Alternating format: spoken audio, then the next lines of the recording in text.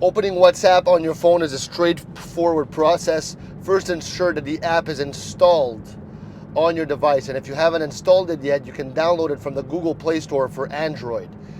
Uh, and for the Apple devices, you go to the App Store, the Apple Store.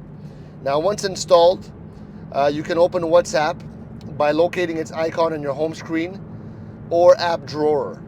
Now, the icon is typically, it appears as a green speech bubble with a white phone inside, like the thumbnail you clicked on this video.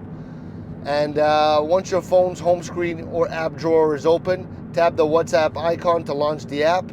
Upon opening, you're going to be prompted to verify your phone number. So if you haven't already done it, WhatsApp is going to send you a verification code via SMS, which you're going to need to enter to activate your account.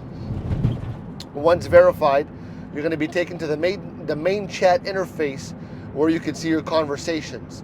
From here, you can begin chatting with your contacts, initiate a new conversation, or access other features like status updates, voice and video calls, or groups.